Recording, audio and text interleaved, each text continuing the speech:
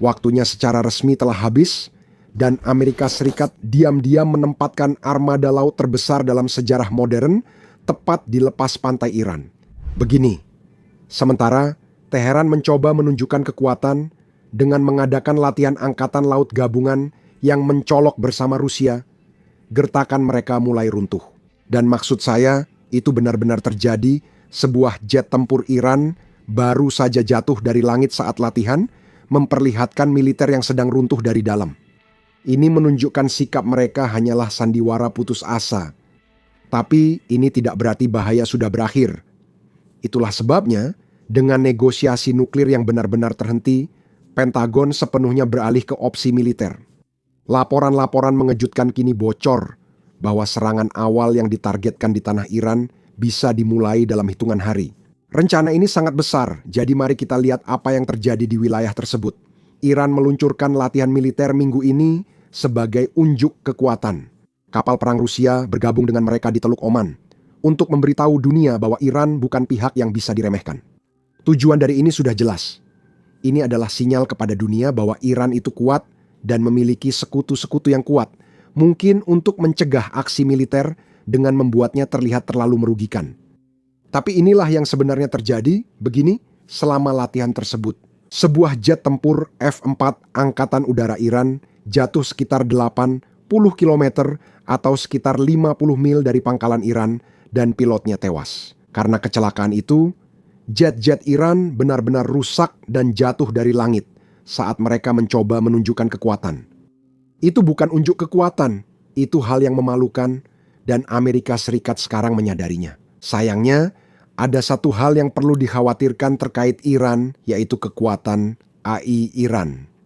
Begini, orang-orang Iran sekarang memamerkan angkatan laut mereka di video daring. Masalahnya, video-video ini terlihat sangat jelas dibuat oleh AI.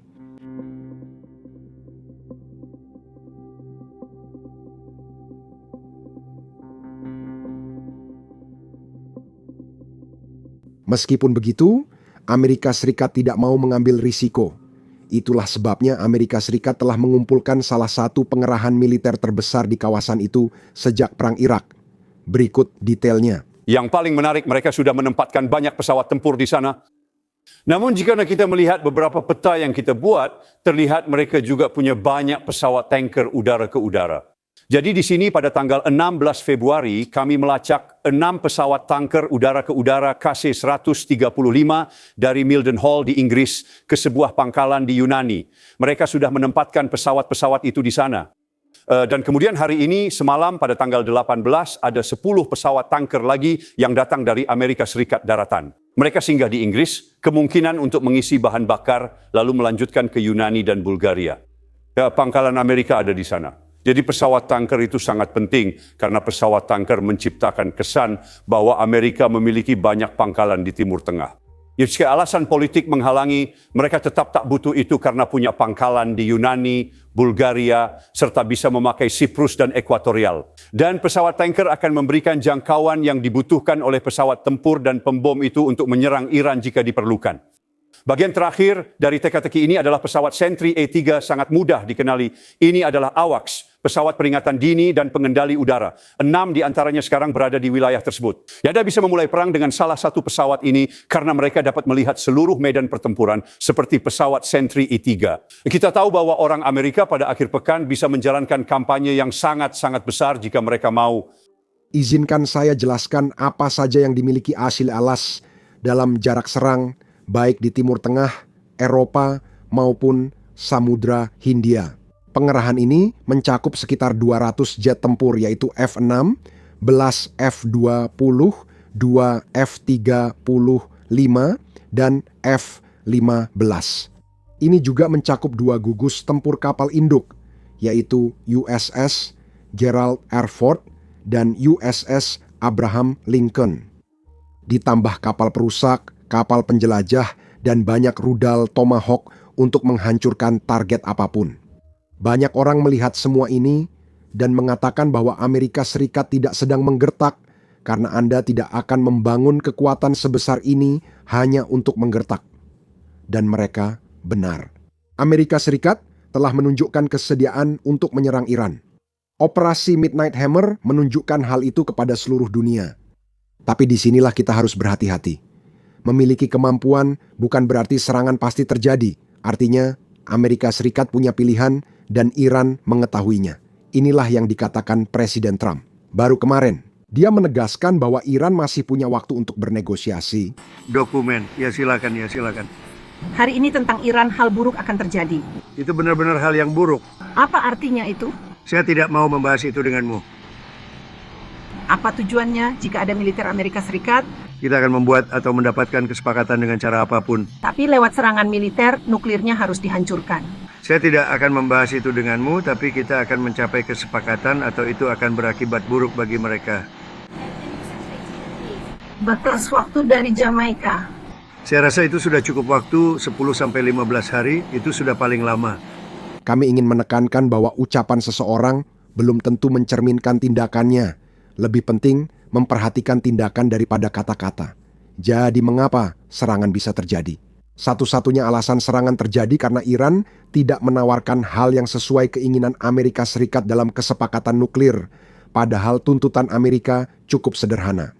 Hentikan pengayaan uranium, program rudal balistik, dan dukungan pada proksi regional seperti Hizbullah, Hamas, dan Houthi. Iran menolak membahas 2 poin terakhir. Untuk pengayaan, mereka hanya mau menghentikannya, sementara selama 3 tahun, bukan permanen. Dan sebagai imbalannya, Iran ingin semua sanksi dicabut.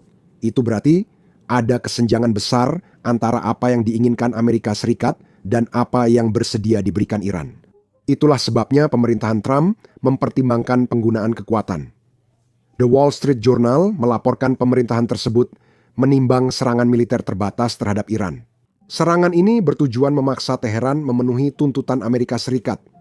Jika disetujui, serangan pembuka bisa terjadi dalam beberapa hari, kemungkinan akhir pekan ini. Targetnya akan mencakup lokasi militer dan fasilitas pemerintah. Dan jika Iran masih menolak untuk mematuhi setelah serangan terbatas awal ini, maka kampanye ini akan semakin meluas. Itu berarti lebih banyak target dan serangan hingga mereka setuju dengan kesepakatan atau terjadi pergantian rezim, menurut saya. Namun, bukan hanya media Amerika yang melaporkan ini. Negara-negara Timur Tengah telah memberitahu Iran secara langsung bahwa menurut intelijen mereka, operasi Amerika akan segera datang. Selain itu, Rusia juga telah memberitahu Iran bahwa berdasarkan penilaian mereka, Elilasam sedang mempersiapkan serangan. Dalam hitungan hari, bahkan mungkin dalam hitungan jam, semua orang memberikan perkiraan waktu yang hampir sama. Sekarang mari kita lihat apa yang benar-benar dilakukan negara-negara, karena tindakan lebih bermakna daripada laporan intelijen. Perdana Menteri Polandia meminta warga Polandia di Iran segera meninggalkan negara tersebut. Kata-kata persisnya adalah bahwa dalam beberapa jam ke depan, Polandia tidak akan bisa mengevakuasi siapapun. Beberapa jam, bukan hari, bukan minggu, sejujurnya. Negara-negara telah mengeluarkan peringatan perjalanan selama berbulan-bulan, namun pemberitahuan dalam hitungan jam menunjukkan urgensi yang berbeda.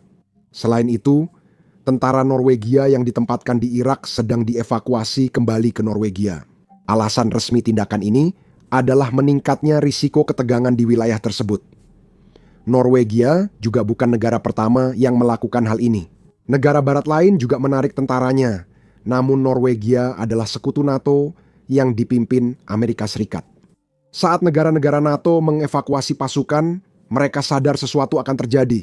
Namun, disinilah semuanya jadi rumit. Tidak semua anggota NATO setuju dengan serangan tersebut, menurut media Inggris. Inggris mencegah Trump menggunakan pangkalan Amerika di Inggris dan pangkalan gabungan AS Inggris di Diego Garcia di Samudra Hindia. Diego Garcia sangat penting. Itu adalah salah satu area persiapan paling vital untuk operasi di Timur Tengah. Kami juga melihat keraguan serupa dari sekutu Timur Tengah seperti Arab Saudi dan Qatar. Negara-negara yang punya perjanjian pertahanan dengan Amerika Serikat namun enggan wilayahnya dipakai untuk menyerang Iran, terutama karena takut pembalasan Iran.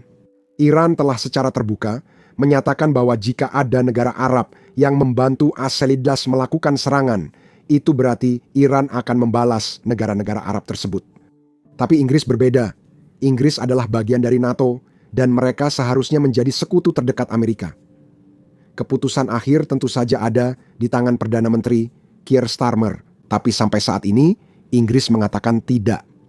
Satu hal lagi yang patut dicatat dalam semua ini adalah kapal-kapal Rusia yang kita bicarakan di awal video yang bergabung dalam latihan militer Iran.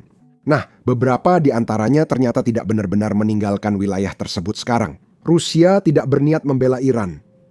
Mereka ada di sana hanya untuk mengawasi jika Rusia yakin serangan ala Selatan akan terjadi. Rusia dan Tiongkok ingin mengamati segalanya sedekat mungkin, melihat cara Amerika beroperasi, senjata yang digunakan, dan koordinasi mereka. Ini adalah peluang besar untuk mengumpulkan intelijen.